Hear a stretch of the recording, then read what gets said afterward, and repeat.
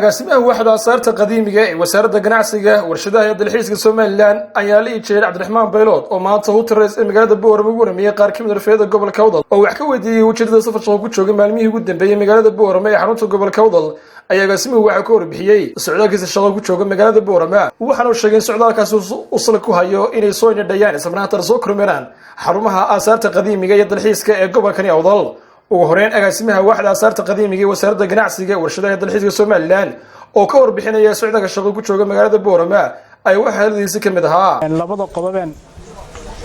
gobolka Awdal oo imanay waxa weeyaan kormeer meelihii dalxiiska iyo meelihii taariikhiga bari insha Allah waxaan tagi doonaa xagga Olbaki xagga Qorgaab oo Lacamood Abasa deegaanadii dalxiiska ama khubura iyuuda maalmo dhaweyd ninkii iyuuda haysay waxaan kula kulannay caasimada Joogo Somaliland goobtii taariikhiga la iskeel waxaan ka wada hadalnay labada qodob waxay ka ahaayeen in dhulkii uu maalgelinayo meelihii dalxiiska iyo meelihii taariikhiga Aasaarta Qadiimiga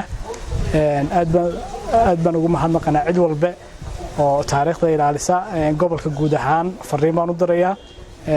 in meelaha taariikhiga ama meelaha dalxiiska ay aad u ilaaliyaan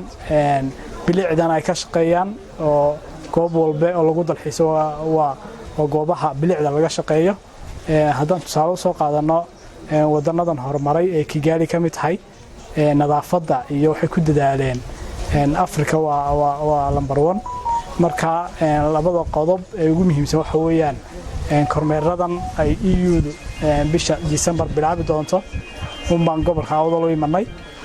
inaan goobihii ugu muhiimsan ay tagi lahaayeen inaan u sii qorsheyno geesta kale ayaa la iibiyay Cabdiraxmaan Baylood agaasimaha Waaxda Aasaarta Qadiimiga ee Wasaaradda Ganacsiga warshadaha dalxiiska Somaliland ay waxa uu soo dhaweeyay ismaanaanta ku bogaadiyay madaxweynaha Somaliland dhagax dhigii maanta shalay uu dhagax dhigay xarunta kaydka qaranka oo laga dhisi doono magaalada Hargeysa ee caasimadda Somaliland masxafkii qarankana oo kii madaxweynuhu shalay dhagax dhigay waa guul u hooyatay meelihii taariikhiga ama wixii taariikhda lahaa in lagu kaydiyo qarankeenu taariikhdu 91kii kama bilaaban waxay ka bilaamatay intii Somaliland jirtay 60kii iyo intii ka horeysayba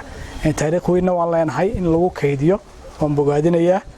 madaxweynaha qaranka iyo xukuumaddiisaba gaar ahaan meelaha masxafkuna oo meel taariikhiga adduunka ku faano oo taariikhdooda ku ilaashado oo wax walba maxaan ku rahaa dadkii markay ajaanibku soo booqdaan waxyaalaha noogu dhibta badnaa waxay ahaayeen marka la yiraahdo meel oo taariikhdiina ama meel wax ku kaydsan nasoo tuso markay dhaxaan de waxay yar noqon jirtay mashaakil laakiin alxamdulillah hadii maanta la dhagax dhigay oo la qorsheeyay oo bogaadinayna Mustafa Caraale, SAB TV, Borama.